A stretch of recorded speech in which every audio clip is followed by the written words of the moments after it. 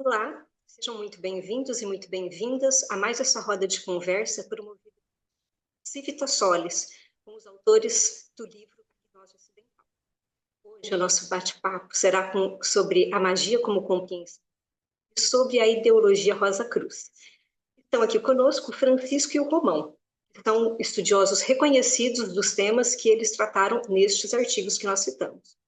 O livro A Gnose Ocidental possui outros autores e outros artigos super interessantes que trazemos em outras entrevistas. Agora eu peço ao Francisco que nos conte um pouco sobre como o artigo que ele escreveu dialoga com a proposta do livro de explorar os mistérios e a sabedoria da gnose ocidental. Então, bom dia, boa tarde, boa noite, né? Para quem for nos ouvir, independente do horário que for nos ouvir, eu quero agradecer mais uma vez a oportunidade de poder participar do livro, que resultou num conjunto de textos, uma discussão que é bem bacana. Reforço o convite para que as pessoas possam ler esse livro, possam entrar em contato com essas discussões, né? Agradecer também ao João, a Márcia e o Matheus pelo convite de poder conversar um pouco aí sobre essas questões com vocês. Bom, eu penso que a contribuição do meu capítulo, ela está muito vinculada à própria percepção, e aí, né, como historiador, não consigo muito fugir dessas questões, do próprio recorte histórico no qual estão os fenômenos que eu discuti um pouco. Como assim? A gente está falando aí do século XV, do século XVI, de uma Europa que está em profunda transformação. Uma Europa que tem elementos que eram bases sociopolíticas, razoavelmente sólidas há alguns séculos e que essas estruturas estão desaparecendo, pode ser forte, mas elas estão se transformando, sendo substituídas, algumas vão assumir locais, papéis mais subalternos, e nessa conjuntura toda, essas pessoas que viveram naquele momento procuram por soluções, por respostas, por caminhos, não só para entender o que está acontecendo, mas acima de tudo para que possam navegar em toda essa instabilidade.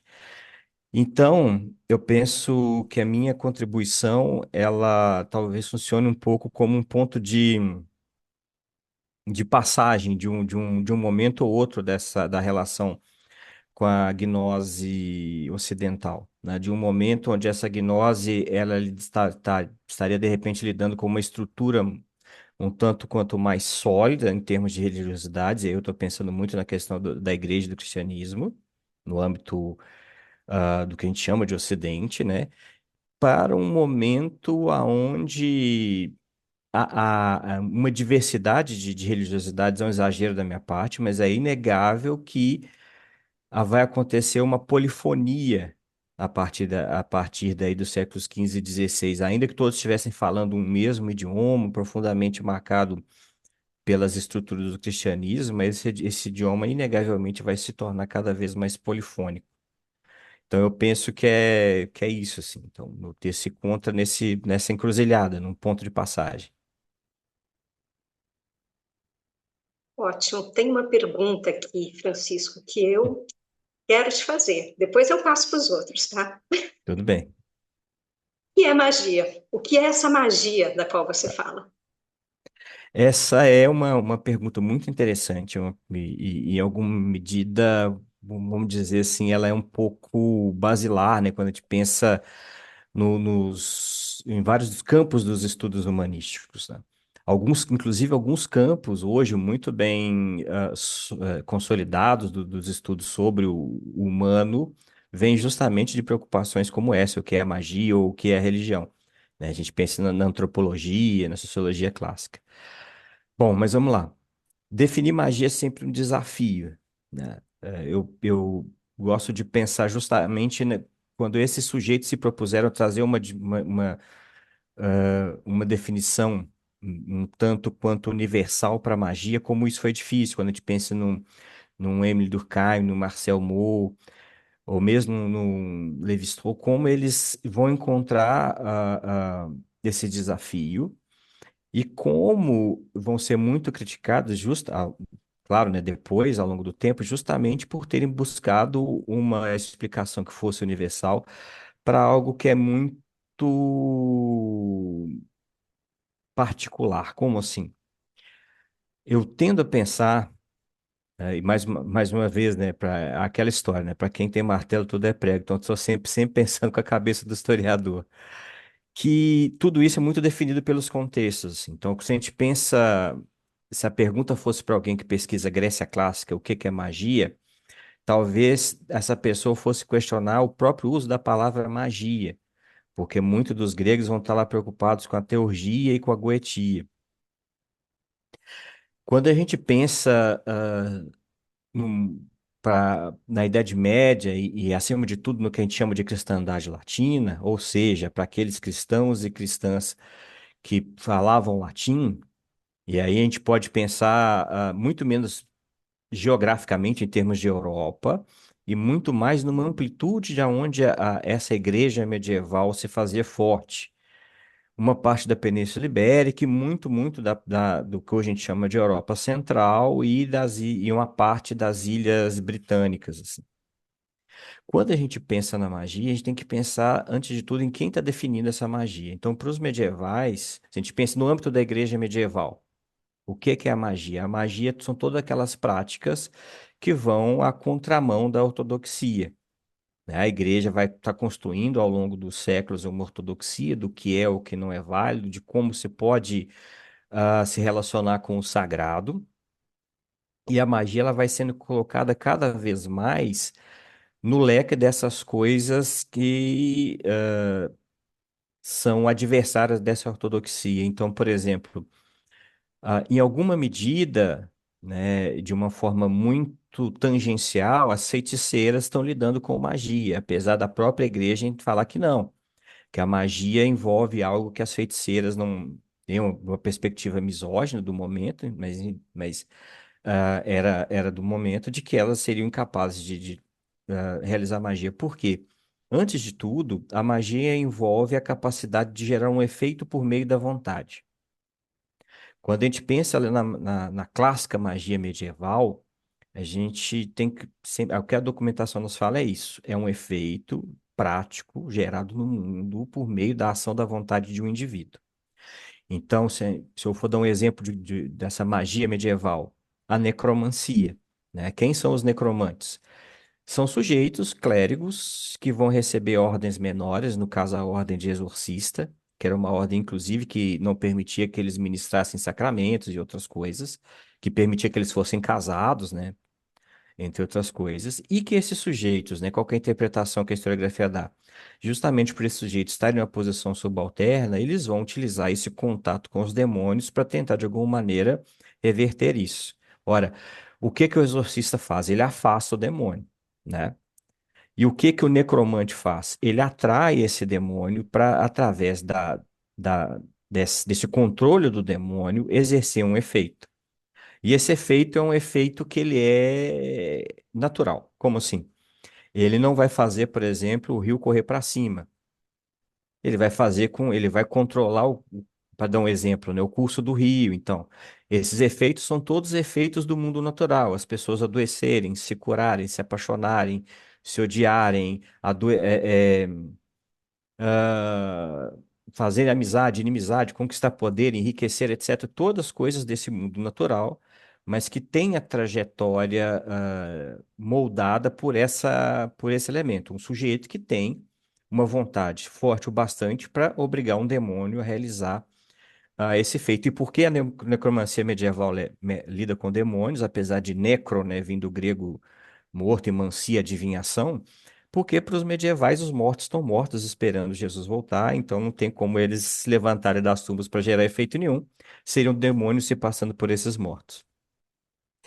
E aí volta a questão da feiticeira. Então, por que que a feiticeira, para os medievais, efetivamente não faz magia e sim feitiçaria? Porque eles entendiam que a mulher não teria essa vontade. Lá o Kramer, enfim, no Malleus Maleficarum, ele vai dizer, né, que a mulher é mais sujeita ao demônio, porque, inclusive, o próprio termo que designa mulher seria a marca disso, fêmina. que seria o termo latino, que ele decompõe em fé e minus, né? Fé e menor. Então, ser de fé menor, naturalmente propenso a ser enganado pelo demônio. E o próprio, enquanto esse necromante, ele vai construir um selo necromântico, vai proferir uma fórmula necromântica, né? Sempre ele exercendo essa ação. No caso da feiticeira, ela não faz nada, né? Ela iria ao sabá, no qual ela se entregaria ao demônio, e uma vez marcada essa relação de submissão com o demônio, ela impediria ao demônio para gerar um efeito. Aí tem toda uma questão de como a igreja está vendo a mulher, de como é a perspectiva de papéis de gênero desse momento. Agora, especificamente para os renascimentos, que foi o pano de fundo aí do meu capítulo, existe essa perspectiva que a magia ainda é um- um- a capacidade de gerar um efeito no mundo natural pela vontade, mas existe uma mudança pelo impacto da redescoberta do conjunto dos corpos, do texto do corpus hermético, né? O corpus hermético circula pela Idade Média, mais fragmentado, e é ali na década de 1450, mais ou menos, que ele vai ser recomposto numa tradução do Marcílio Fitino, e as pessoas vão ter contato, então, de novo, com a filosofia hermética, uma filosofia hermética que vai, muito sinteticamente, dizer o que, olha, todo mundo tem uma divindade em si, e reconhecendo essa divindade, você se torna uma espécie de ser divino também. E aí esses sujeitos, tentando se ressignificar nesse mundo de inconstância que eu disse mais cedo, vão abraçar, alguns sujeitos vão abraçar isso com muita intensidade e vão dizer, olha, se eu posso me tornar, reconhecer essa divindade em mim, então mais do que nunca eu posso gerar efeitos no mundo natural pela minha vontade.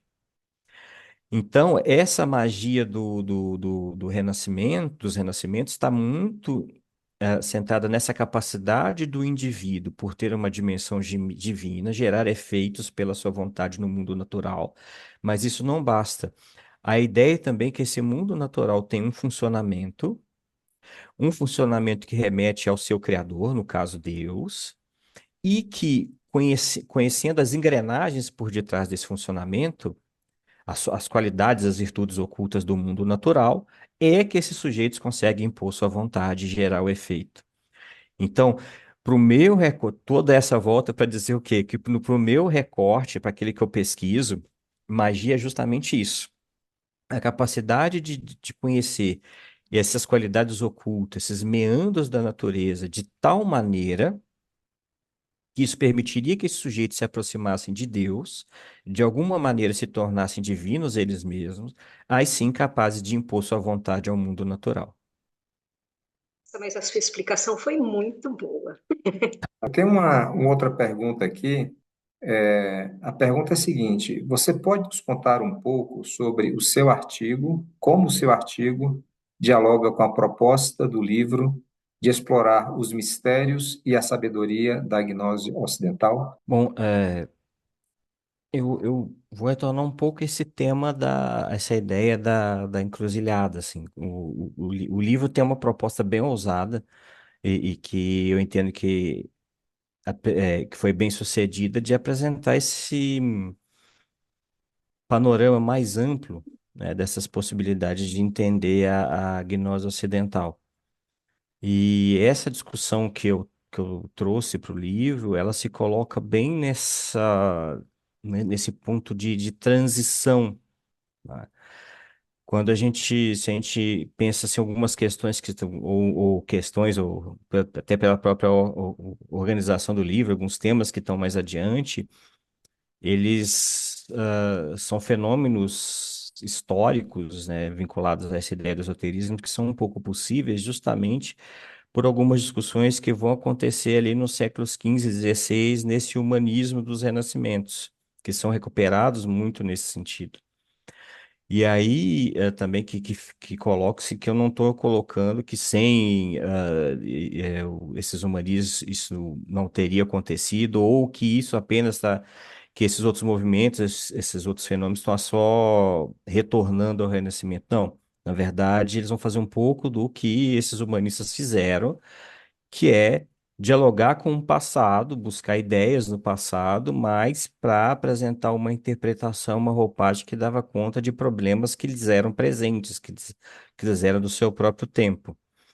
Então, tem uma série de questões no âmbito esotérico que vão aparecer ali como, ou melhor, que vão ganhar um novo fôlego nos séculos XV e XVI, como o hermetismo, a cabala, a própria ideia da magia natural, que vão ser retomados em alguma medida, repisados em outros momentos por outros fenômenos, outras possibilidades.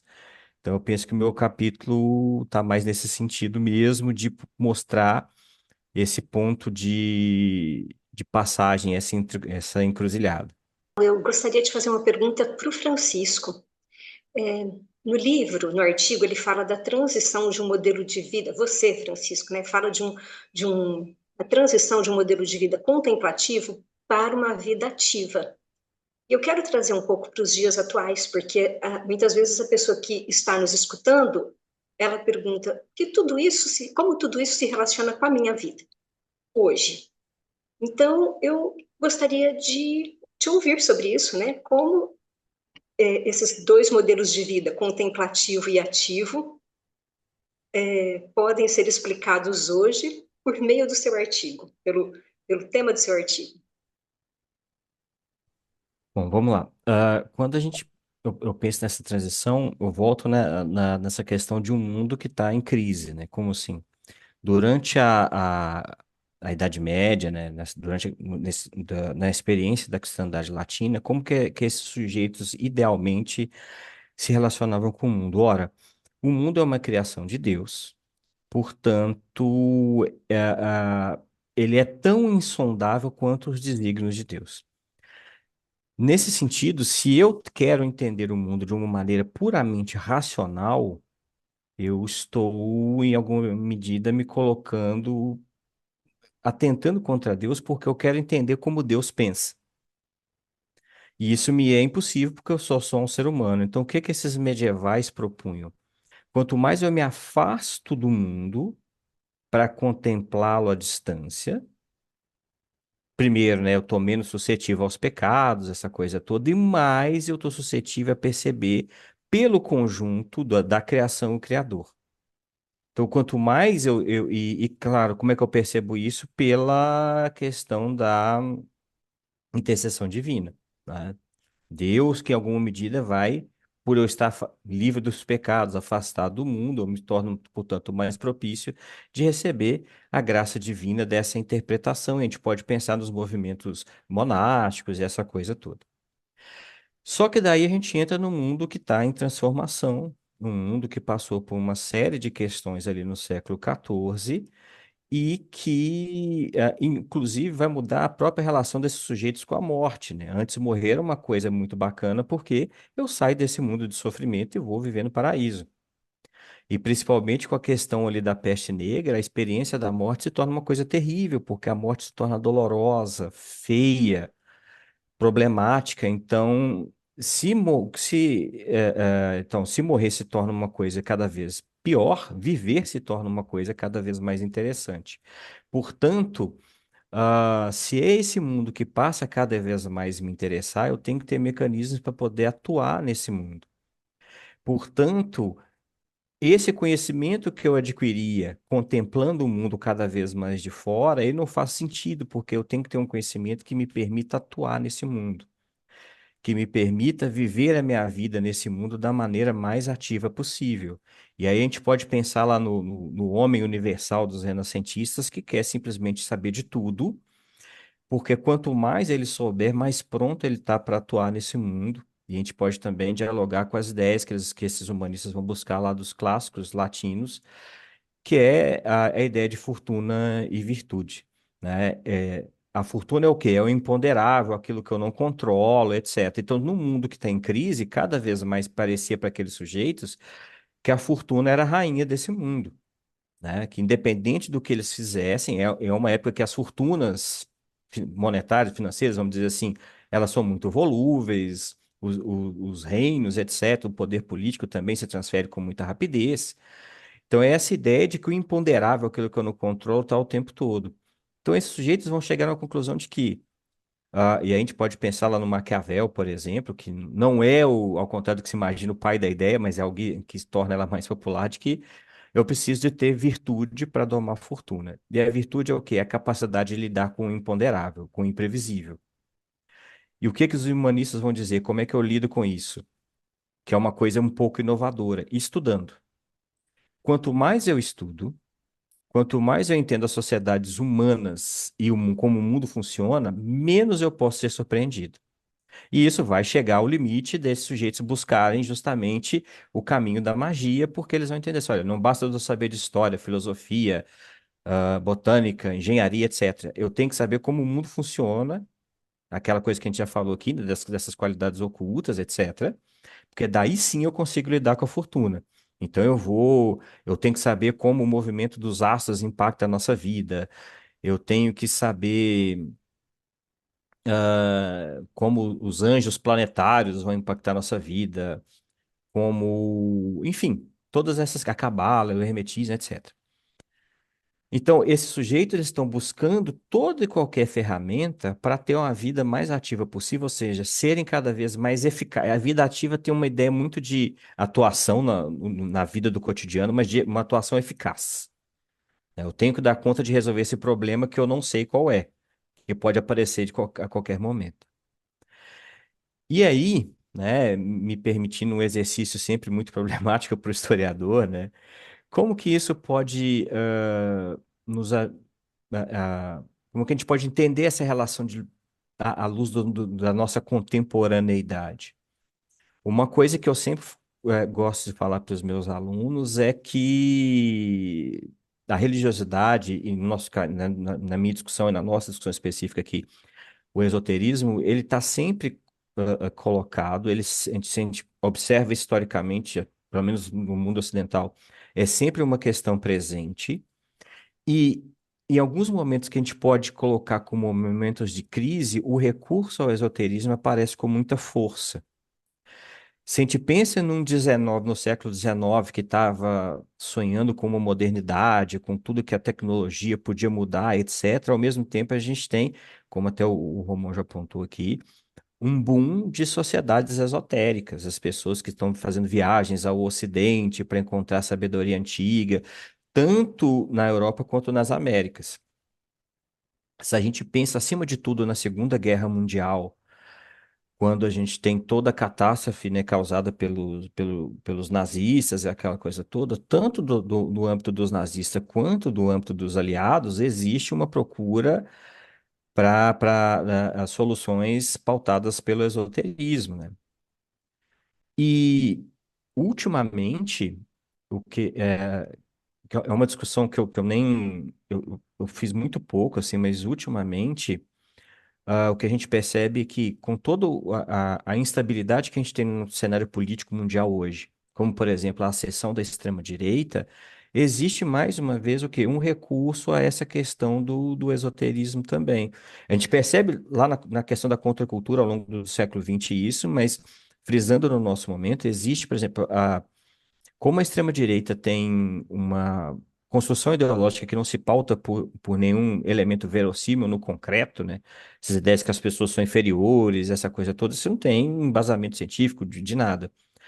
Então, existe uma retomada, por exemplo, de vários desses ideólogos da extrema-direita do nazismo esotérico. Eles estão voltando nesses sujeitos do nazismo esotérico, num Júlio Evola, na Savitri Dev, retomando essa ideologia deles para construir uma base para essa extrema-direita. A gente pode aí citar, por exemplo, o Steve Bannon, que apoiou lá o Trump na primeira eleição, o...